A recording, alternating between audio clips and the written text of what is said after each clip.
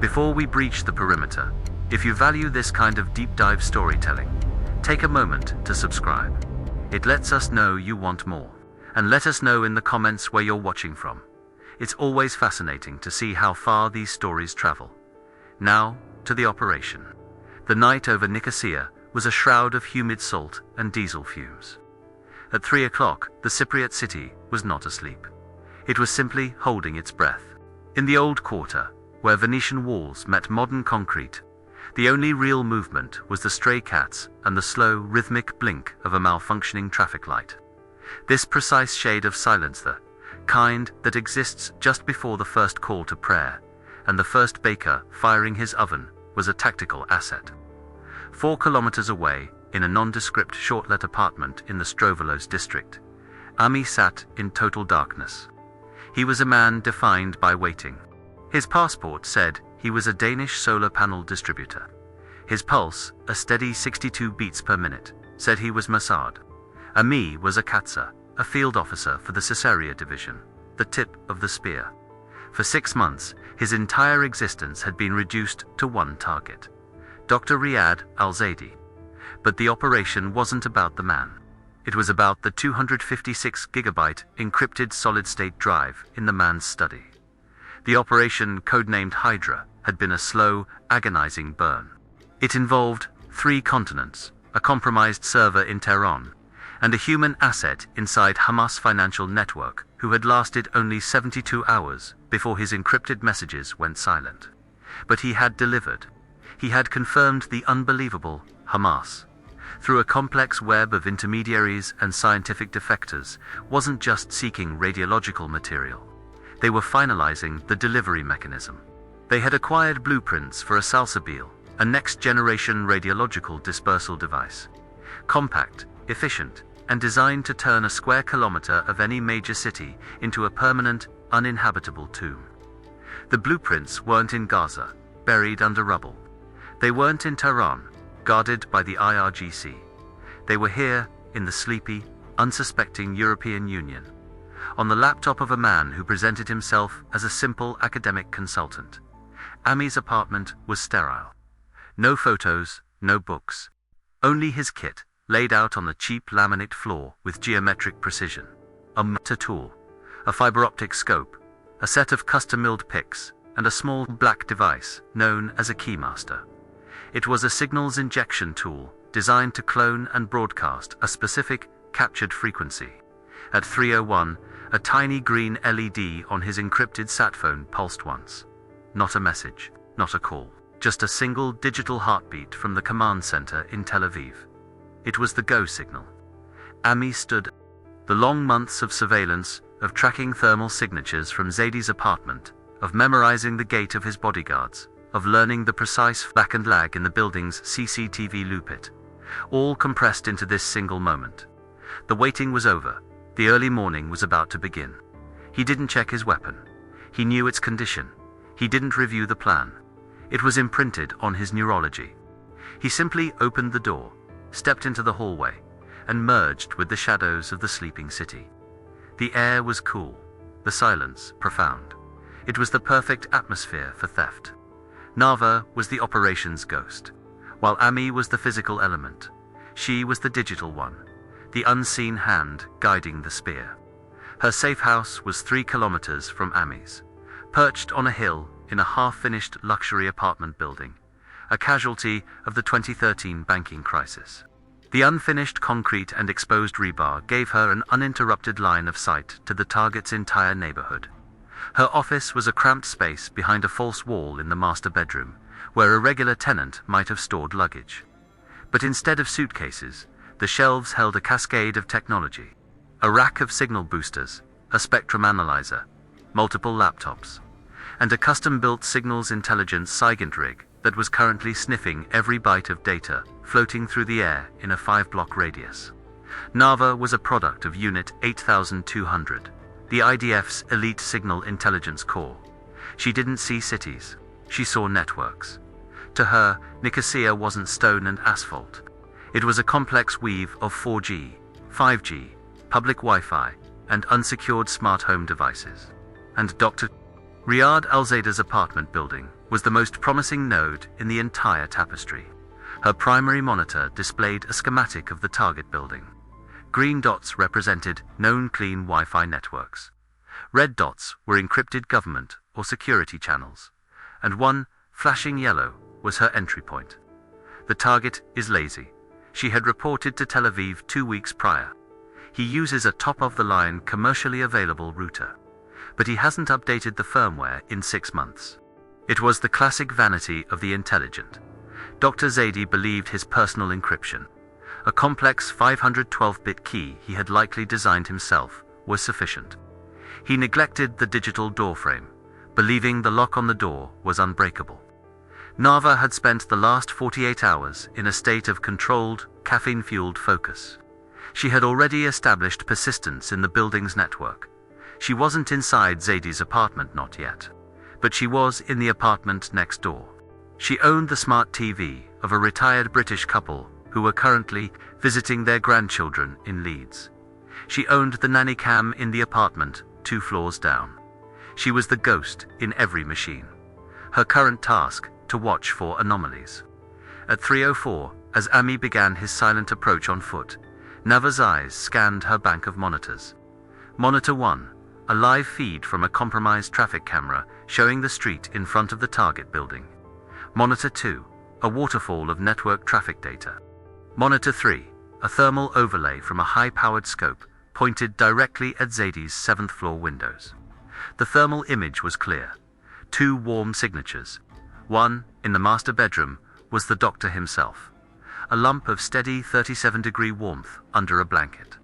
The second, smaller and moving, was in the living room.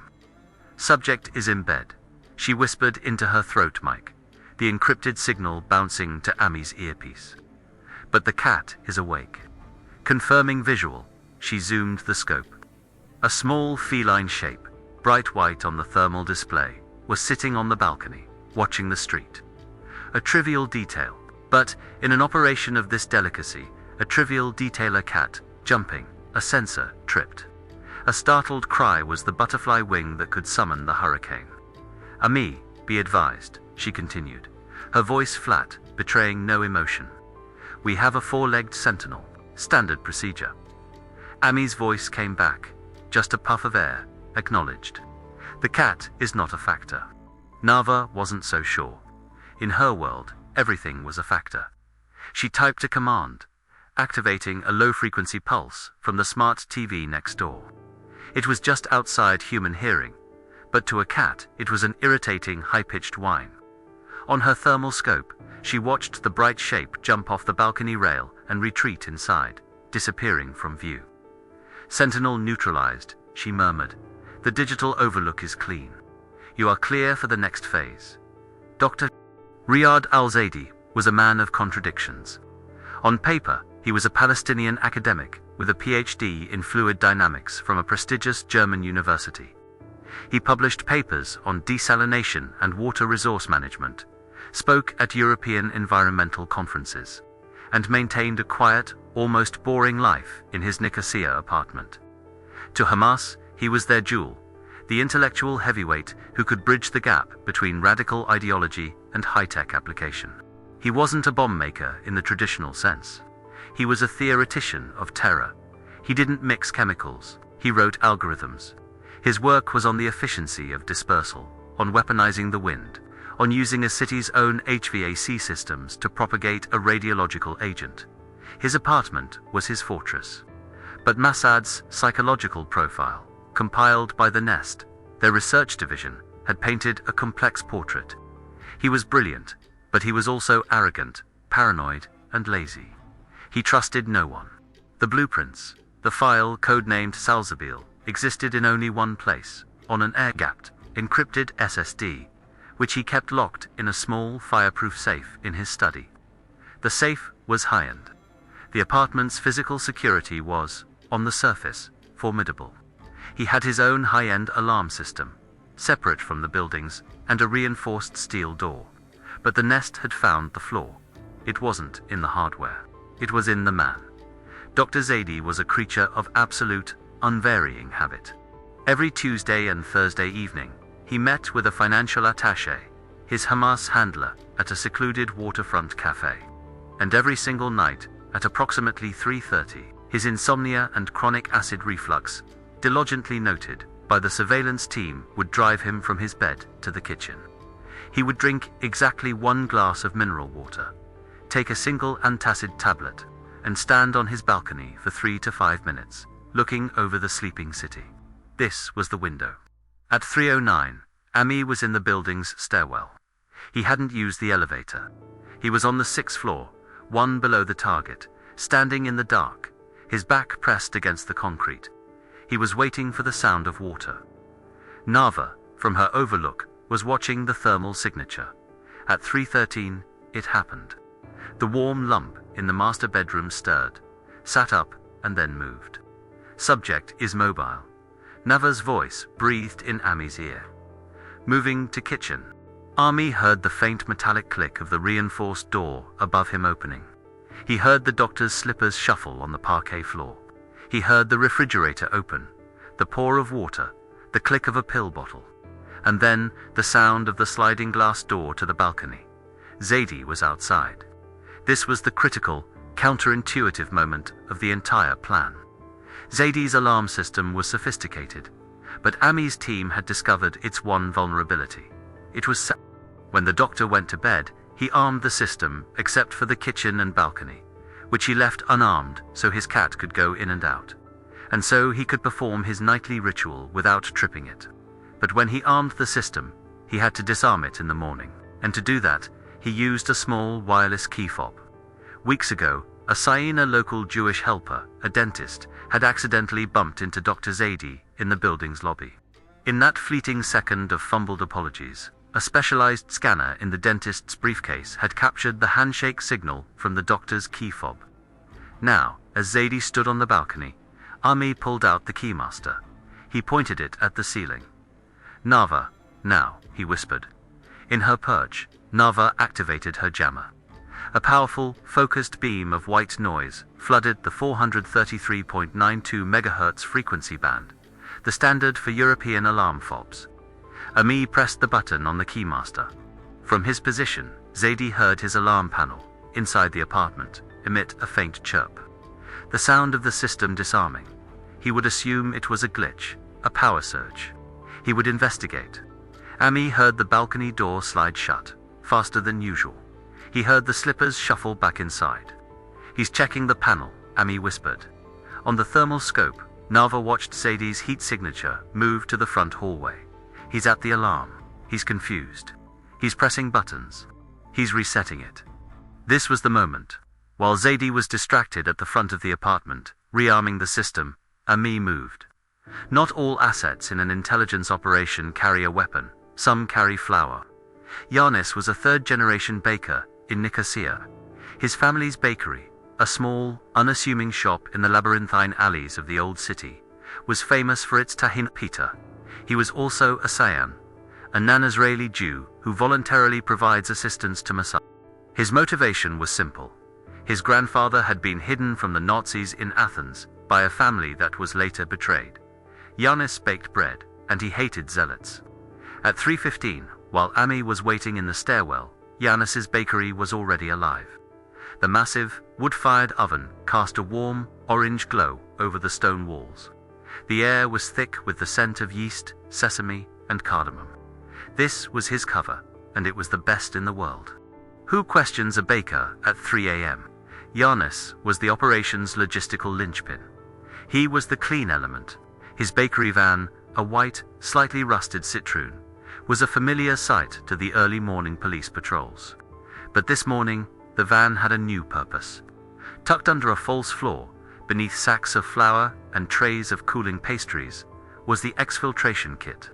It wasn't for army, it was for the data. Mossad operations run on a principle of compartmentalization. Ami's job was to get the data. Nava's job was to facilitate the breach.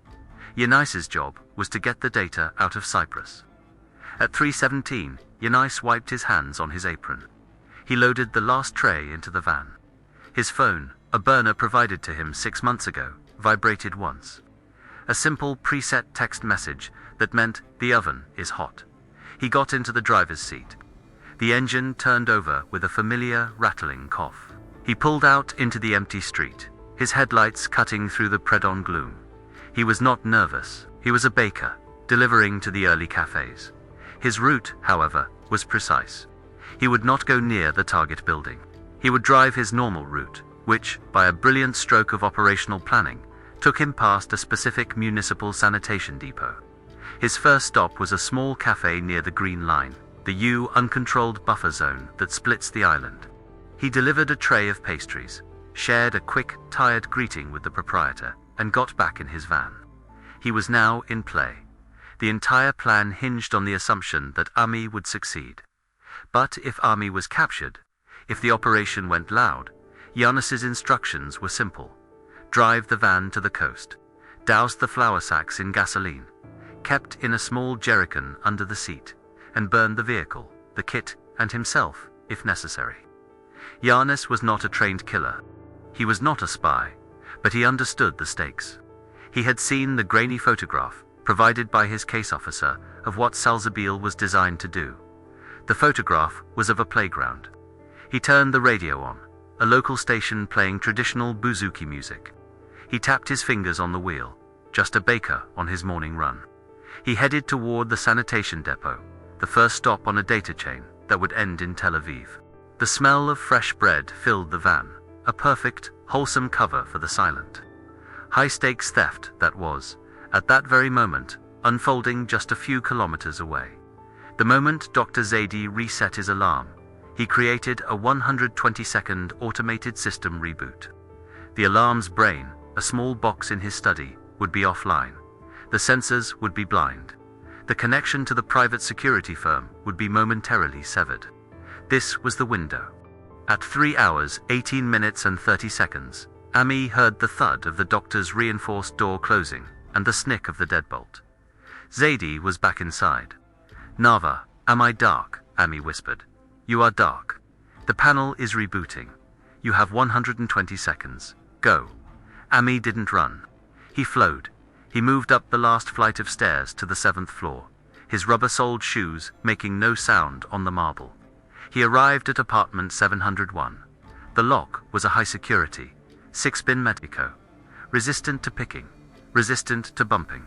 Ami didn't try to pick it. That was for amateurs. He pulled a thin metallic strip from his kit. It was a custom-milled L-rack, but its purpose was not traditional. He inserted it into the keyway, followed by a small, pneumatic tension tool. He wasn't picking the lock, he was reading it. In the second before he began, he heard it. The cat. A low, curious meow from the other side of the door. The animal knew something was there. "Sentinel is at the door," Nava's voice said, her thermal scope tracking the small heat signature. Ami ignored it. He applied tension. He raked the pins, not to set them, but to feel their state. 1, 2, 3, 4. He had mapped this lock a dozen times in his mind. This, however, was the real thing. The metal was cold. Click, the first pin set. Click, the second. He felt resistance on the third. The manufacturing was sloppy. A slight 0.2 mm misalignment. He adjusted his tension, eased off, and click. The 4th and 5th pins set almost simultaneously. The 6th was stubborn. He had 60 seconds left. The cat meowed again, louder. "Subject is stirring," Nava warned. "Thermal in the bedroom shows movement." He heard the cat, quiet. Ami hissed. Not at Nava, but at the lock. He applied a burst of torque. The 6th pin bound. Then, with a sound so quiet, it was more a feeling than a noise, it set. The cylinder turned. The door was unlocked. He had 45 seconds. He didn't open the door. He first inserted a fiber optic scope under the doorframe, a sliver of light illuminating his path. The hallway was clear. The cat, a fluffy Persian, was sitting 10 feet away, tail lashing, staring at the door. He pulled the scope. He opened the door just wide enough to slide his body through. He was inside. He closed the door behind him. The click of the latch was deafening in the silence. He was in a dark hallway. To his left, the living room and balcony. To his right, the study and bedrooms. He could hear the doctor murmuring, cursing the cat, He's up, Nava said. He's in the bedroom hallway. Ami froze. He became a statue, part of the architecture. He held his breath. He could smell the apartment. Stale air, cardamom from the kitchen, and the faint, dusty scent of cat litter. He watched the sliver of light under the master bedroom door. He saw a shadow pass. Then, the light clicked off. The doctor had gone back to bed. Ami waited for a full minute, letting the silence resettle, letting the house forget him. At 3:22, the alarm panel in the study finished its reboot. It chirped once, rearming the apartment. Ami was now locked inside an armed apartment with a sleeping target. This was exactly as planned. He was now officially a ghost. He moved toward the study. The study was Dr. Zady's inner sanctum. It was a room that smelled of old books and new technology. A high-end workstation sat sleeping on a glass desk. A wall of academic texts, and in the corner, a 2-meter tall, fire-resistant safe. Ami ignored the safe. The nest's psychological profile had been insistent on this point. Zady was arrogant. He trusted his digital encryption, but he was also paranoid about fire. The safe was a decoy, a honeypot for a common burglar. He kept his passport, some emergency cash, and a few bars of gold in it.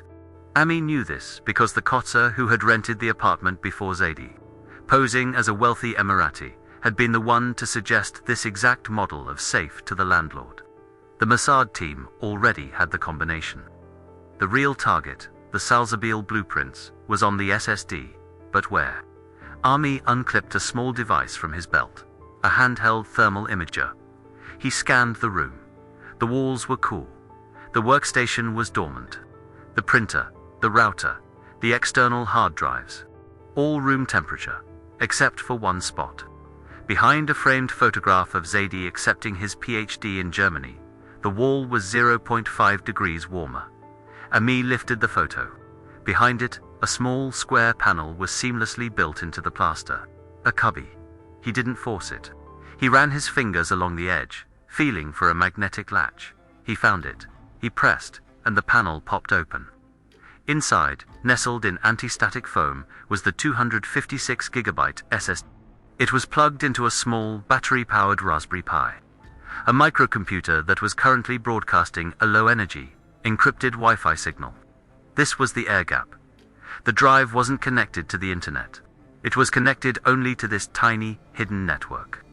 Zady would access it from his laptop, perform his calculations, and then disconnect. It was brilliant. It was secure, and Ami was about to shatter it. He pulled out his main tool. It was not a storage device. It was an injector. A small black box with a single USB-C port and a short, fiber-optic cable. He plugged the USB-C into the Raspberry Pi's open port. "Nava, I'm at the node," he whispered. "The package is live." "Acknowledged," Nava's voice replied, her own tension palpable. "I see the handshake, initiating the breach." What happened next was a silent, invisible war. Nava, from her hillside perch, was no longer just a spectator. The fiber-optic line Ami had plugged in was now her highway. She wasn't hacking the drive. That was impossible. The 512-bit encryption was real. She was hacking the firmware of the Raspberry Pi. "He's using a Debian build," she muttered, her fingers flying across her keyboard. "Kernel 4.19. It's old. It has the dirty cow vulnerability." "He's a physicist, not a sysadmin." She unleashed her payload. It wasn't a brute force attack. It was a scalpel. The code injected itself into the Pi's operating system, elevating its own privileges, becoming root. It was now the god of the machine. The code's one and only instruction: find the file named Salsabil, package and copy it. The copy process began. On Ami's injector, a small, pinprick-sized, light-pulsed red. "Nava, status, I'm in. The copy has started. Stand by this. This is not a small file." "How long, at this speed?" 6 minutes, maybe 7. 6 minutes. An eternity. Ami was a statue in the dark. He could hear the doctor breathing 2 rooms away. He could hear the cat prowling the hallway. "Minimize the time, Nava. I'm not the bottleneck, Ami. The hardware is we are pulling 256 gigs through a straw. Stay calm. Ami watched the pulsing red light. He focused on his breathing. In, for 4 seconds, hold, for 4, out, for 6. The rhythmic exhalation of a man who had trained his entire life for this. To be invisible, to be patient, the red light pulsed. Copying the operation was at its absolute zenith. The blueprints, the dark heart of the entire mission, were in flight. Moving from Zadie's hidden drive, through Ami's injector, over Nava's secure signal, and into her storage buffer. The theft was happening, and it was as silent as the dust motes dancing in the moonlight from the window.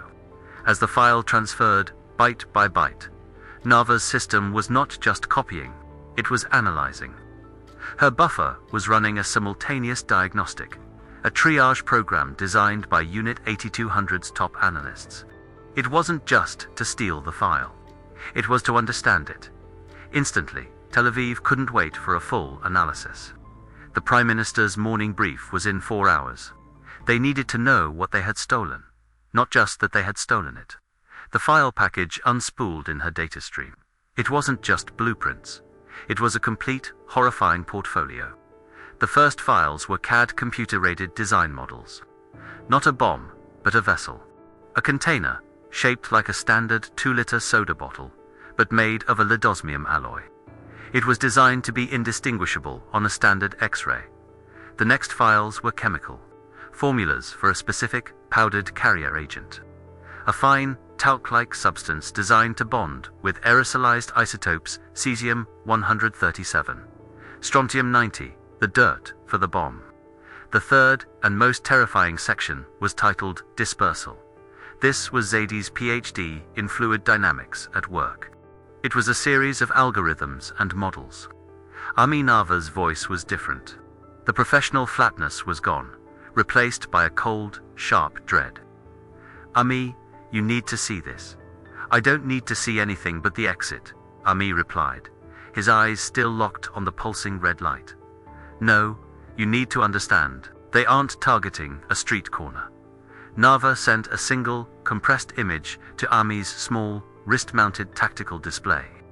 It was a schematic of a building. Not a specific one, but a generic one. A modern glass-and-steel office tower. The Salzabil device wasn't meant to be detonated with explosives. That was messy, inefficient, and loud.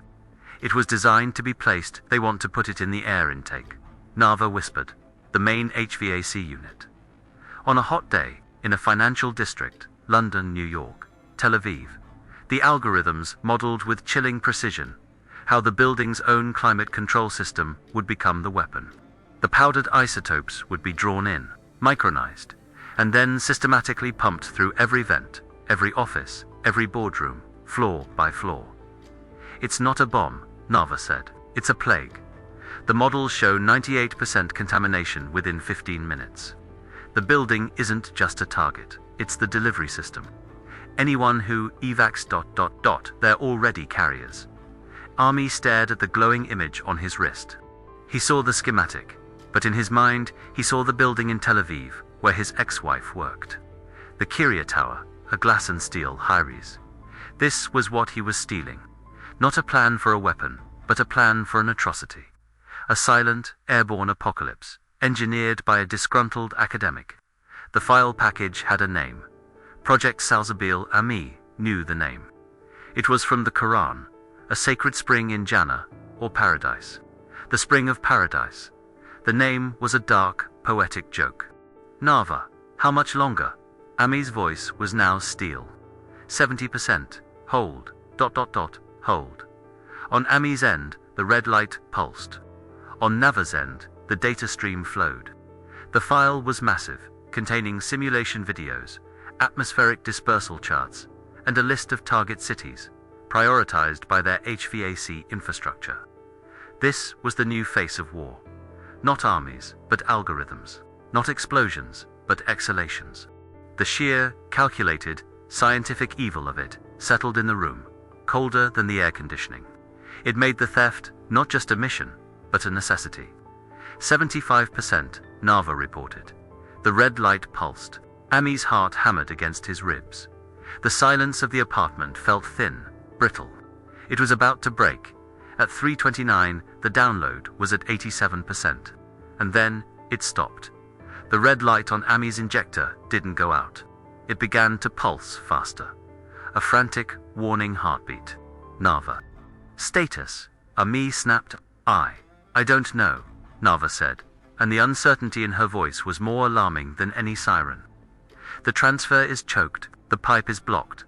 On her screen, the data waterfall had turned into a mess of jumbled packets. It's not the target, she said, typing furiously. The drive is still responding.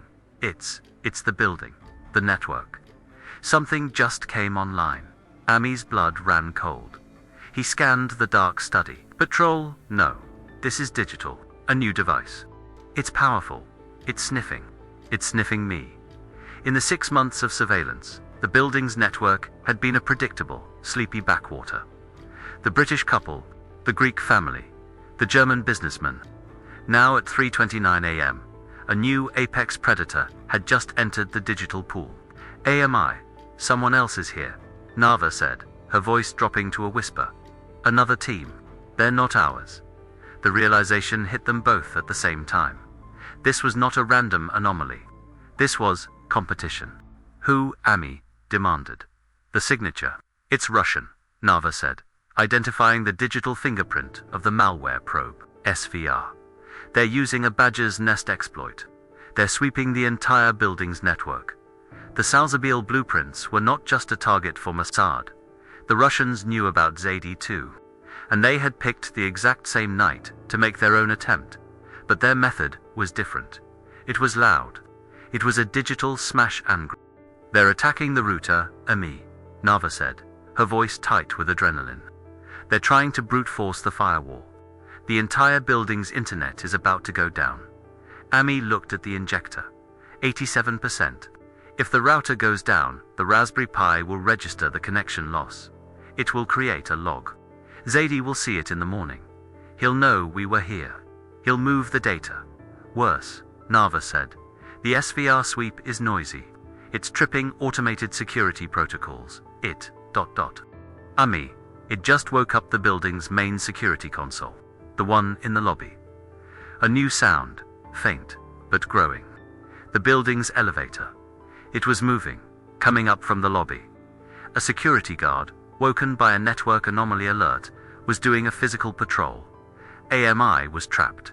He was in a locked apartment with an armed system, holding a device that was 87% full of stolen nuclear secrets. A Russian cyber attack was raging outside the digital walls, and a uniformed security guard was stepping off the elevator, just down the hall. Nava, abort the download, AMI ordered. Wipe the injector. I'm compromised. No, 87% is nothing. It's a corrupted file. We get all of it, or we get none of it. I can beat the Russian. I can shield our connection. But you have to handle the guard. How? The cat, Nava said, an idea forming instantly. Make the cat your alibi. The guard's footsteps were in the hallway. He was checking the doors. Ami looked at the study door. Then at the cat, which was now staring at him from the hallway. Get me the data, Neva, Ami said. He grabbed a heavy, hardback copy of Fluid Dynamics from Zaidi's desk. You have 30 seconds. He moved to the front door, just as the guard's footsteps stopped outside. Ami raised the book, and with a single, precise, and violent motion, he slammed it against the wall, next to the alarm panel. The thud was explosive in the silence. The sound of the book hitting the wall was a calculated gamble. It was loud enough to be an event. In the master bedroom, Dr. Riyad Al-Zaidi jolted awake. What? Who's there? He yelled, his voice thick with sleep and panic. In the hallway, the security guard's radio crackled. Unit 7, I heard a loud noise from 701. Are you getting anything? The cat, terrified by the sound, hissed and bolted, scratching at the front door, meowing pitifully. This was Ami's orchestration. Subject is awake, Nava confirmed, her thermal scope tracking the new, frantic heat signature. He's out of bed. Download status. Ami whispered, his back flat against the wall, invisible in the dark. 92%. The SVR attack is flooding the bandwidth. It's helping. They're creating so much noise. Our signal is just a whisper in the storm. Keep him distracted. Zadie stumbled out of his bedroom, baseball bat in hand. He fumbled for the light switch in the hallway. The apartment was flooded with light. Ami was no longer invisible. He was in the study, just out of sight. But if Zadie took 2 steps, he would be seen. The security guard knocked, loud and sharp. "Mr. Zadie, security. Is everything all right in there?" Zadie, blinded by the light, squinted at the front door. "What? Yes. No. My cat." The cat was still scratching at the door, desperate to get away from the chaos. From the guard's perspective, the narrative was simple. The cat knocked something over. The doctor woke up, a non-event. "Sir, my console showed a network alert," the guard said through the thick steel. "Are your systems okay?" My internet is down," Zadie yelled, walking to his router in the living room, his back to the study. He saw the blinking red light. "It's this cheap Cypriot service." Ami was a shadow, compressed into the doorframe of the study. He could see Zadie's pajamas. He could smell his fear. 97% Nava breathed in his ear. Zadie was at the router, rebooting it. This was the most dangerous moment. If he looked to his right, down the small hallway to his study, he would see the open cubby. He would see the strange black device. But he didn't.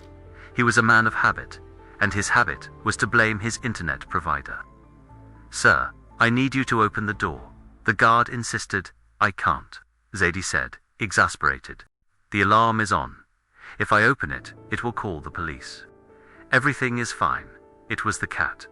The guard sighed. He was paid by the hour. He didn't want the paperwork. "Okay, Mr. Zadie, but please, try to keep the noise down." The footsteps receded. The sound of the elevator descending. Zadie let out a long breath. He ran a hand through his hair. He walked to the kitchen, his back still to Ami. "Stupid cat," he muttered. "Stupid internet." He opened the fridge, pulling out the bottle of mineral water. 99%, Nava said. Ami watched the doctor drink. The man's throat bobbed. He was 15 feet away.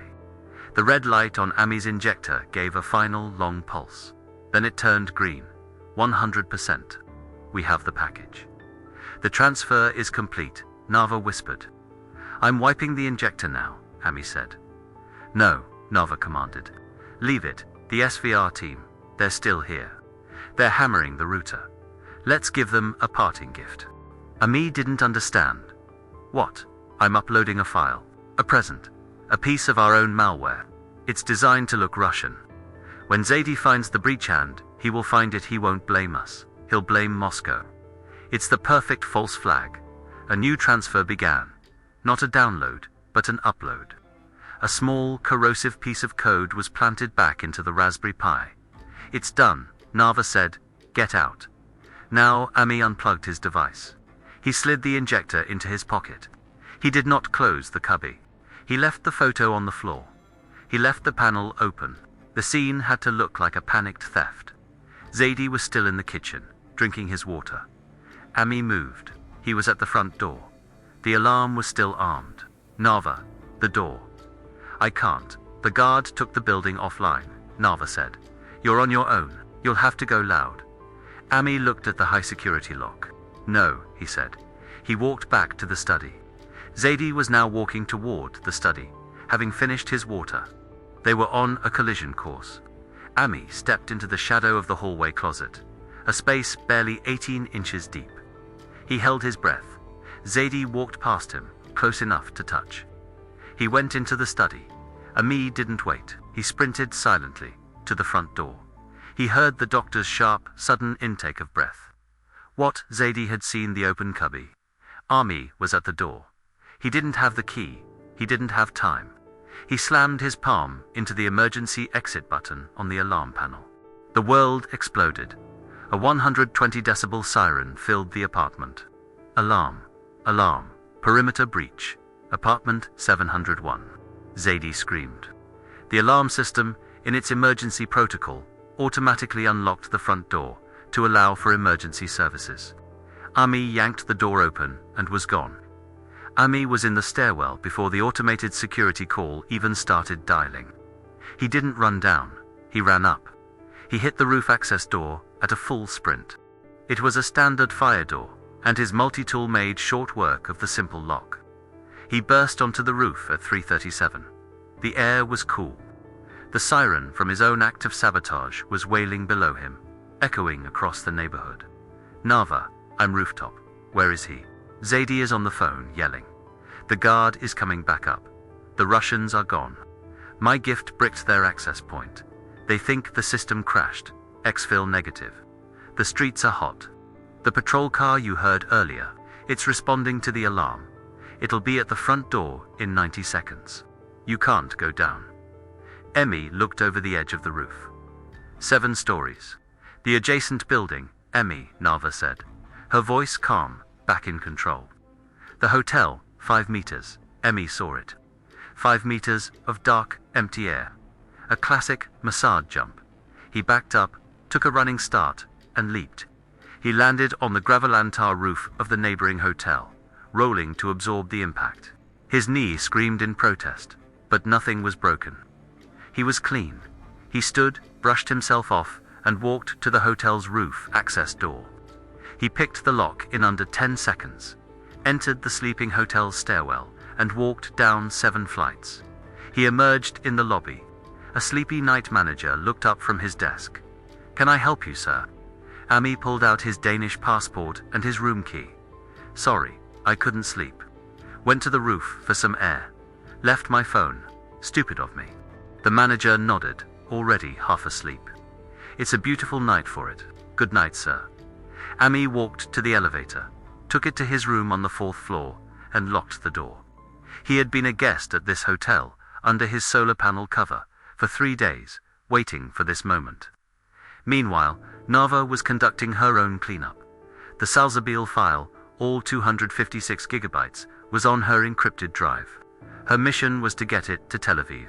She began the process, not by uploading it, that was too slow and too traceable, but by segmenting it. Her software sliced the massive file into 10,000 tiny encrypted packets. Each packet was individually wrapped in a trash file, a blurry holiday photo, a spam email, a junk data MP3. Then she began to upload them, not to one place, but to everywhere. Using a network of compromised servers and botnets, she scattered the 10,000 packets across the global internet. Some went to a university server in Brazil, some to a gaming server in South Korea.